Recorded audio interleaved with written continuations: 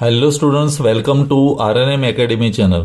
Students, અગાઉના તમામ વિડીયોમાં આપણે ડિટર્મિનન્ટ વિશે સમજ્યા. આપણું ચેપ્ટર છે ડિટર્મિનન્ટ એન્ડ ફંક્શન. તો ડિટર્મિનન્ટને લગતું મીન્સ નિશ્ચાયકને લગતા તમામ દાખલાઓ અને સમજણ પૂરી કરી લીધી છે. આજથી હું શરૂઆત કરું છું ફંક્શનની. ફંક્શન એટલે કે વિધેય. તો વિધેયની સમજણ આજના વિડીયોથી ચાલુ કરીશું અને વિધેયને લગતા દાખલાઓ પણ આવતા વિડીયોમાં લઈશું. તો ચાલો વિડીયોની શરૂઆત કરીએ વિધેયથી. હવે મારે સૌથી પહેલાં અહીંયા વિધેયની સમજણ આપવી છે. તો વિધેય વિશે કઈ રીતે સમજી શકાય, શરૂઆત કરું છું સિમ્પલ એક્ઝામ્પલથી.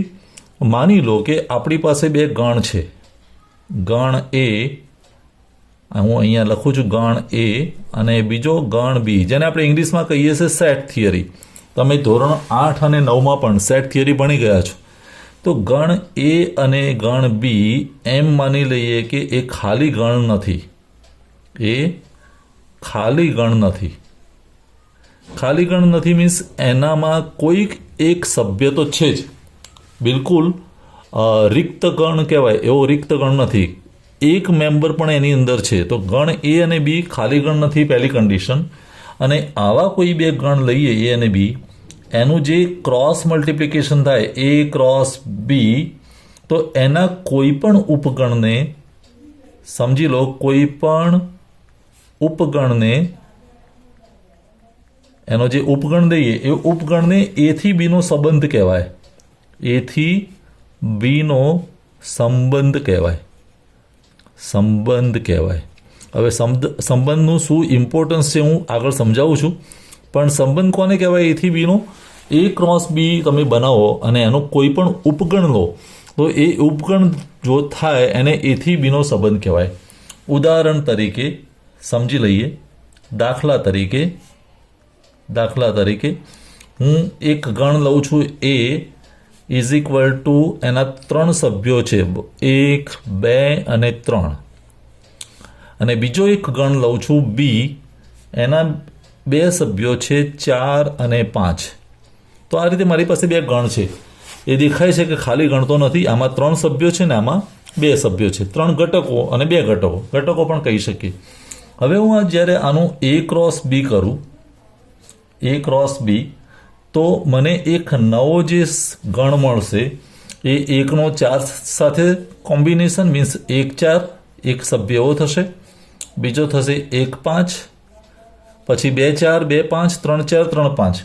તો આવા મને સભ્યો મળશે 2, 4, પછી 2, 5, પછી 3, 4 અને 3, 5. આ રીતના આ એ ક્રોસ બીના મને સભ્યો મળ્યા. હવે આમાંનું કોઈ એક ઉપગણ, હું ઉદાહરણ તરીકે કોઈ એક ઉપગણ લખું છું. ઉપગણ દાખલા તરીકે એ ઉપગણ છે, હું એને નામ આપી દઉં આર ગણ. તો આરમાં 3 સભ્યો છે, 1, 5, 2, 4 અને 2, 5. આ એક કોઈક આર નામનો ગણ છે, એમાં આ 3 મેમ્બર છે. હવે આ 3 મેમ્બર આની અંદર તો છે જ એ ક્રોસ બીમાં, 1, 5, 2, 4 અને 2, 5, 1, 5, 2, 4 અને 2, 5. આ ત્રણેય સભ્યો આમાં છે. મીન્સ કે આર એ કોનો ઉપગણ કહેવાય? એ ક્રોસ બીનો. અને જો આર એ ક્રોસ બીનો ઉપગણ કહેવાતો હોય તો એનો અર્થ એવો થાય કે અહીંયા એથી બીનો સંબંધ છે. એથી બીનો સંબંધ છે, રિલેશનશિપ છે એવું માની શકાય. એથી બીનો સંબંધ છે. તો સંબંધ માટેની કન્ડિશન સમજી લો કે આરના તમામ સભ્યો એ ક્રોસ બીમાં હોય તો એથી બીનો સંબંધ બને છે. હવે સંબંધ વારે ઘડી કહેવાનું કારણ એક જ છે કે વિધેયની જે આપણે વાત કરવી છે, વિધેય જેને ફંક્શન કહીએ છીએ, વિધેય એ એક વિશિષ્ટ પ્રકારનો સંબંધ છે. એક વિશિષ્ટ પ્રકારનો સંબંધ છે. વિધેય એક વિશિષ્ટ પ્રકારનો સંબંધ છે. તો કેવા પ્રકારનો સંબંધ છે ચાલો સમજીએ આગળ. તો સ્ટુડન્ટ્સ, થિયોરીની ભાષામાં આપણે એવું કહી શકીએ કે એ અને બી ખાલી ગણ નથી, મીન્સ અરિક્ત ગણ છે. ગુજરાતીમાં કહીએ તો અરિક્ત ગણ છે. ખાલી ગણ નથી, કંઈક મેમ્બર્સ છે. અને આપણો ગણ આર જે છે એ ઉપગણ છે એ ક્રોસ બીનો.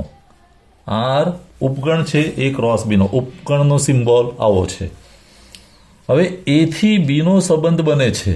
એથી બીનો સંબંધ તો થઈ ગયો. એથી બીનો સંબંધ છે કારણ કે આર ઉપગણ છે એ ક્રોસ બીનો. આ સંબંધ આર જો નીચેની શરતોનું પાલન કરે, બે કન્ડિશન છે, બે કન્ડિશનનું પાલન કરે, બે શરતો, તો જ એને વિધેય કહેવાય. કઈ બે કન્ડિશન્સ છે એ સમજી લઈએ. બે શરતોનું પાલન થવું જોઈએ તો જ એ સંબંધ કહેવાય.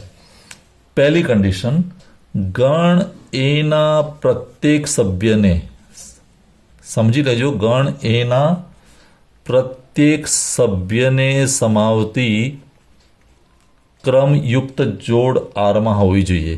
સમાવતી ક્રમયુક્ત જોડ આરમાં હોવી જોઈએ. આરમાં હોવી જોઈએ. કહેવાનો મતલબ ગણ એનો દરેક સભ્ય સંકળાયેલો હોવો જોઈએ. પ્રત્યેક સભ્ય. આના પર હું હાઇલાઇટ કરું છું. અને બીજી કન્ડિશન, ગણ એના પ્રત્યેક સભ્યને, ગણ એના પ્રત્યેક સભ્યને સમાવતી એક અને માત્ર એક જ જોડ હોવી જોઈએ. એક જ જોડ આરમાં હોવી જોઈએ. આરમાં હોવી જોઈએ. એક અને માત્ર એક જ જોડ. આ પણ યાદ રાખવાનું છે. આ બે પોઈન્ટની કન્ડિશન ફૂલફિલ થાય તો જ આ સંબંધ જે છે એ વિધેય તરીકે પ્રસ્થાપિત થાય. એ સંબંધને આપણે વિધેય કહી શકીએ. કઈ બે કન્ડિશન? ગણ એનો પ્રત્યેક સભ્ય હોવો જોઈએ અને એ એક અને માત્ર એક જ જોડ આરમાં હોવી જોઈએ. ઉદાહરણ તરીકે આપણે જે શરૂઆતમાં જે ગણ લીધો હતો, આર ઇઝ ઇક્વલ ટુ 1 5 2 4 અને 2 5, તો શું આ સંબંધ વિધેય કહેવાય? કારણ કે આપણી પાસે આ બે ગણ હતા, એ 1 2 3 અને બી હતો 4 અને 5. તો પહેલી કન્ડિશન શું છે? ગણ એનો પ્રત્યેક સભ્ય સમાવતો હોવો જોઈએ. ગણ એના 3 સભ્યો છે, 1 2 અને 3. તો અહીંયા 1ની હાજરી છે, અહીંયા 2ની હાજરી છે, અહીંયા 2 પણ છે, પણ 3 વાળો કોઈ સભ્ય નથી. 3 એબસન્ટ છે. એટલે 3ની ગેરહાજરી મીન્સ કે આ સંબંધ વિધેય કહેવાય નહીં. સમજી લો, અહીંયા 1 છે, 2ની હાજરી છે, પણ 3 નંબરનો જે સભ્ય છે એ 3 નંબરનો સભ્ય આરમાં નથી. માટે આ જે વિધેય છે એ આ જે સંબંધ છે એ વિધેય કહેવાય નહીં. હવે તો હું એક બીજો એ ક્રોસ બીનો કોઈક સભ્ય નવો લખું છું. એ ક્રોસ બીનો સભ્ય સમજો કે R1 છે. આ નવો એક સભ્ય લખું છું R1. હવે R1માં આ પ્રકારનું છે 1 4 2 5 અને 3 5. તો શું આ નવો જે મેં ગણ બનાવ્યો R1 એ ઉપગણ તો છે જ એ ક્રોસ બીનો, પણ આને વિધેય કહેવાય? તો ઓફકોર્સ કહેવાય, કારણ કે ગણ એના ત્રણેય મેમ્બર સંકળાયેલા છે. 1ની પણ હાજરી છે, 2ની પણ છે અને 3ની પણ છે. પ્રત્યેક સભ્ય સંકળાયેલો છે અને પ્રત્યેક સભ્યને સમાવતી એક અને માત્ર એક જ જોડ છે. એવી કોઈ ડબલ જોડ આમાં મળતી નથી. એટલે આ જે સંબંધ છે એ વિધેય કહી શકાય. એ વિધેય છે. એ વિધેય છે.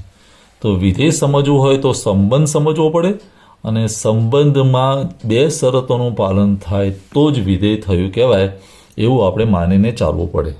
ચાલો વિધેયની વ્યાખ્યા સમજી લઈએ.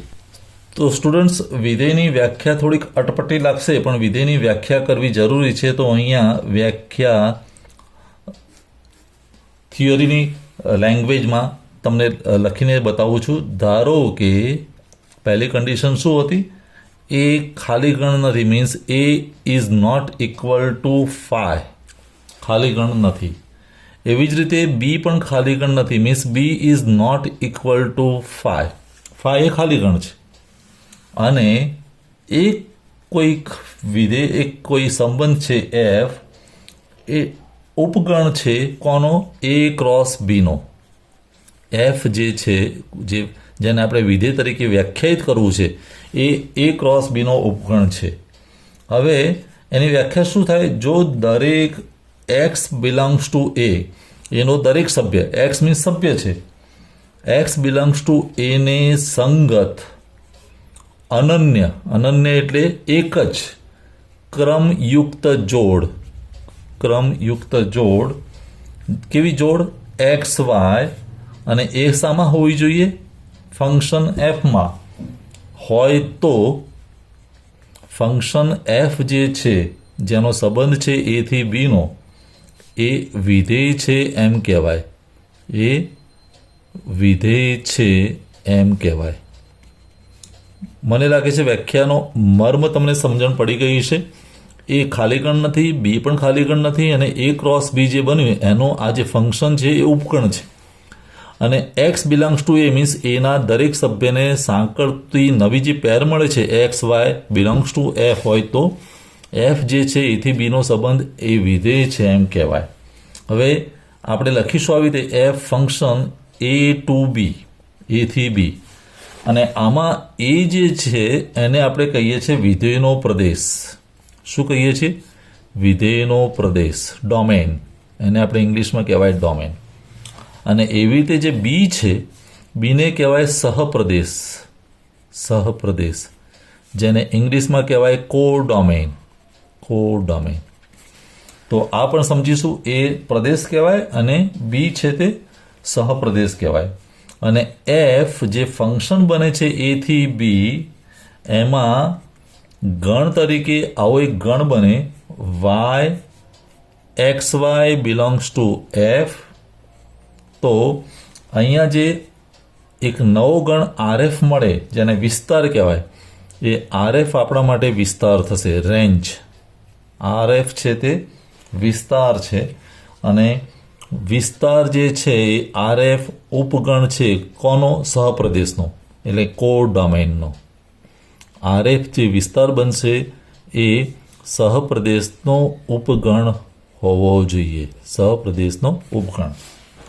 તો સ્ટુડન્ટ્સ, વ્યાખ્યા બહુ યાદ રાખવાની જરૂર નથી, પણ થિયરીની ભાષામાં મેં તમને વ્યાખ્યા સમજાવી, એના ઘટકો સમજાવ્યા, પ્રદેશ, સહપ્રદેશ અને વિસ્તાર.